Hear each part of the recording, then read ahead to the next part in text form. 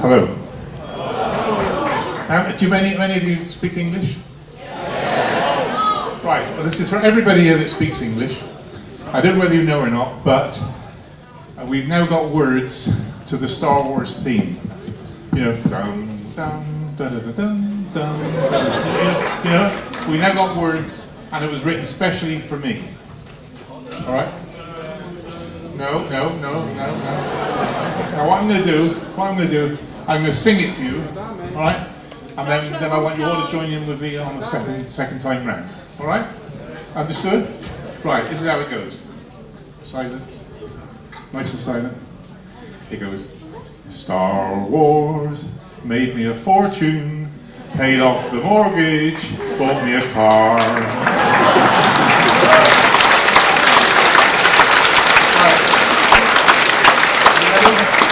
Are you ready for this? Right, everybody. Star Wars made me a fortune, paid off the mortgage, bought me a car. Thank you very much. We can all sit down.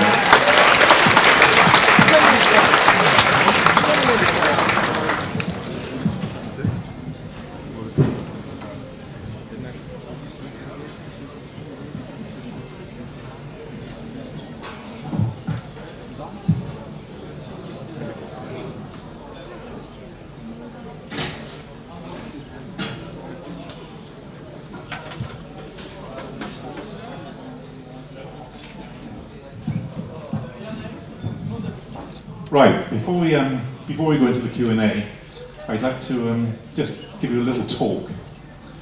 I'll tell you a little.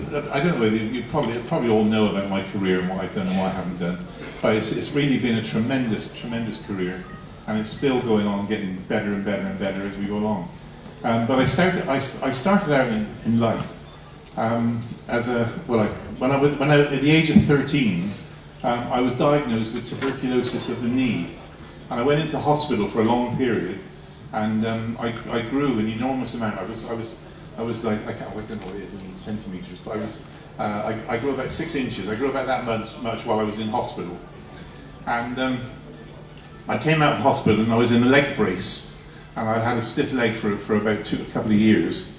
And then they said, well, throw away your leg brace and start doing some exercises. And I bought myself one of these bodybuilding magazines. And from that day onwards, from the very day I bought this magazine, all I ever wanted to be was Mr. Universe.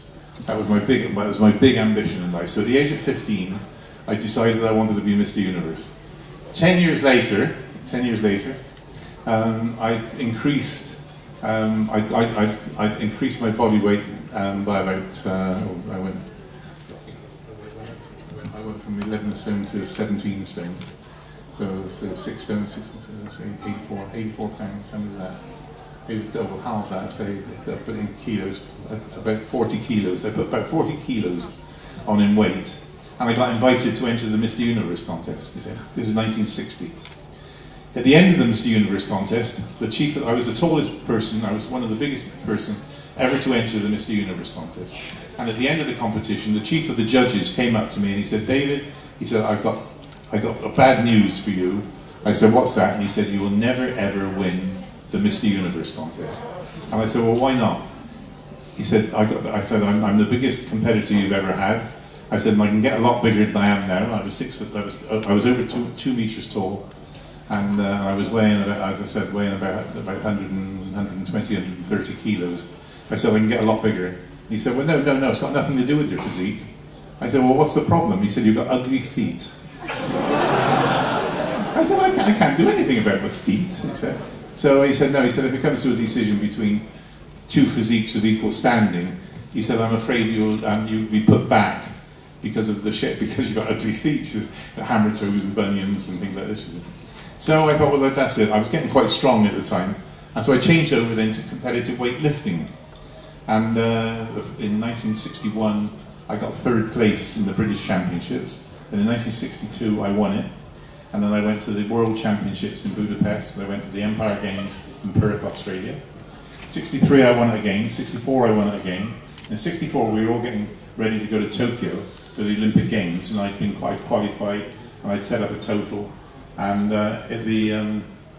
the very last minute, the Weightlifting Association rang me up and said, ever so sorry, but you're not going to Tokyo because the heavyweight stands least chance of getting anywhere, and we haven't got enough money to send a full team. So unfortunately, that was the end of my my weightlifting career. I thought myself, there's no point in staying amateur any longer. I can't wait for another 4 years to get into the next Olympics. So I decided I would turn professional. And the very first thing that happened when I turned professional was I joined a company as European sales manager. And I was selling weightlifting equipment around the gymnasiums and health studios. And one place I called on just happened to be, it was called the Mayfair Gymnasium, but they had a stunt agency attached to it. And the guy who ran the stunt agency said, look, if ever there was any work in show business, would you be interested? And I said, I'm not an actor, I've never acted before in my life. And he said, well, don't worry, we'll cross that hurdle when we come to it. So a couple of weeks later, I get a call from him, and he says, can you get to the Mermaid Theatre, which is one of the big London theatres? He said, because they're looking for somebody like you. So, are you all following this? Are you all understand what I'm talking about? Great. So I went to the Mermaid Theatre, and I met up with a guy called Bernard Miles, who eventually became Sir Bernard Miles. He was one of the top London impresarios. And he said, we've got this play here called Don't Let Summer Come. And the big finale of the play is that the main actor, we want to levitate off the bed, and we want him to go up in the air, you see. And he said, we've tried to do it on wires, and we tried to lift him up on ropes and things like this, but we can't get the feeling of him actually levitating slowly, you see. So he said, so we hit on the idea of getting a strong man in to see if they can lift him, you see. So I went in. They said, do you think you could do it? And I said, well, I expect so. I'm quite strong. And they said, well, he's going to be led on the bed, and he's going to be all wrapped up in red velvet. So they got the actor, a very famous Welsh actor called Kenneth Griffith, and they got him in. They led him on the bed, and they said, well, there he is. Can you let us see what you can do? So I went over and I picked him up off the bed. And I said, where would you like him like this? And they said, oh, do you think you could do that twice nightly? And I said, if you pay me enough money, I'll do it as many times a night as you like. And that got me, that was a very big thing, because it got me into the Actors Union. And so all of a sudden I became Dave Prowse actor of all things.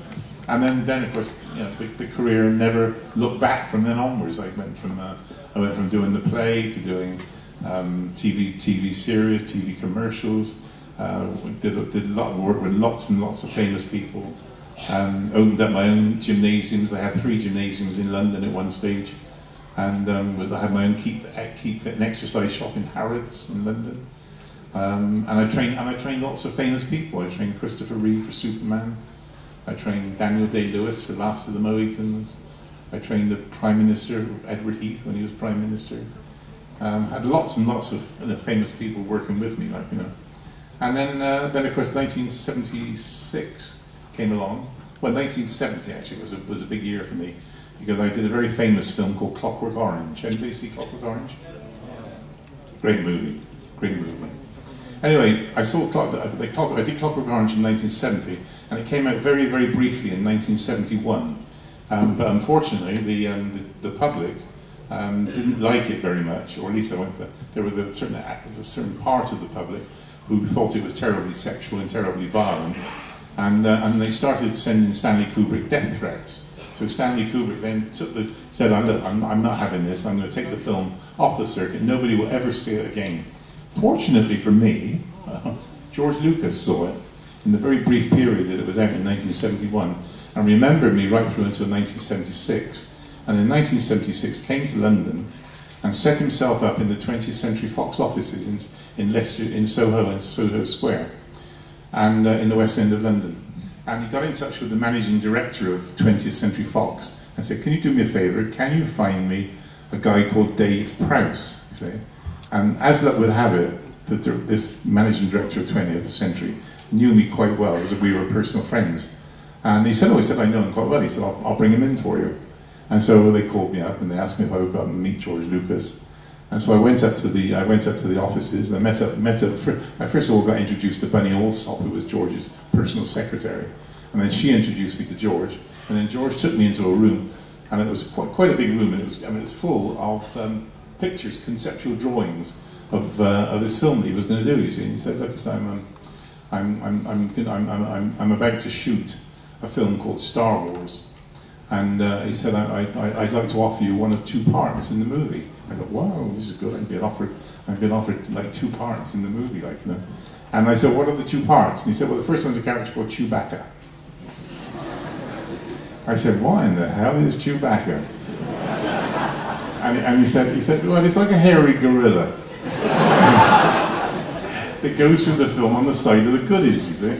And all I could think of was 3 months in this gorilla skin, sweating like mad, like, you know. And so I said, "No," I said, "You can keep that one, George. I don't fancy that very much." I said, "What's the other part?" He said, "Well, the other part is a character called Dartha Vadera, and who's the big villain of the movie." I said, "George, don't say anything else. I'll take the villain's part. Thank you very much." And he said to me, "Well, tell me why. Why did you take the villain's part?" I said, "Well, if you think back on all the movies you've ever seen where there are goodies and baddies, you always remember the bad guy." And he said, "Dave," he said, "I think you've made a very wise decision." He said, "Because nobody will ever forget Darth Vader." And here we are 30 odd years later, traveling around the world on the back of Darth Vader. So that's anyway, so you know, that's the way my career's gone over the last thing. Well, I did all sorts of other things, you know, in between. I became the figurehead of the government's road safety campaign for children. And we actually, the campaign saved something like 250,000 lives during the period that I was working with it. I was on the campaign for 14 years. I went to America and I met up with President Reagan, and President Reagan appointed me Special Ambassador to the International Decade of the Disabled. I've had lots of different things like this. You know, now I do a lot of work for, although I'm traveling all around the world doing this sort of thing, I now do an awful lot of work for various charities in Great Britain, especially the cancer charities, because I in fact had prostate cancer last year, and fortunately I got over it, and you know, I had no problems with it. And so now one of the things I actually do is I go around to give talks to people like yourselves, and at the beginning of each talk, I always say, "Look, I want 10 minutes or 5 minutes just to talk to all the men in the audience." And I talk to all the men in the audience about going to see their doctors to get tested for prostate cancer. It's very easy, very simple test. Just go to your doctors, get a blood test done, and they can tell you very, very quickly whether you've got any inklings and whether you've got the makings of prostate cancer. Because prostate, this is getting a bit serious now, but prostate cancer for men can be a killer. It's one of the biggest killers in men, but it only becomes a killer when you leave it. If you've got it and you leave it, and you think, "Oh, well, I'm okay. Everything's okay so far." But if you leave it, it tends to spread in your body, and it gets worse and worse and worse. And eventually, it, as I said, it is actually the biggest killer of men that there is. So all you gentlemen in the audience, especially all the over 40s, basically, this is what it's addressed to. All the over 40s ought to go and see their doctors and get what they call a PSA test done. Very easy, very simple. Okay, do it for me. If you don't do anything else, do this especially for me. Go and get yourself tested. No, it's very simple. But it only applies, as I said, to guys over 40. So if you're under 40, forget it. Forget what I've been talking about for the last 5 minutes. Anyway, this is the questions and answers situation. Anybody like to ask me any questions? You must have lots of questions too.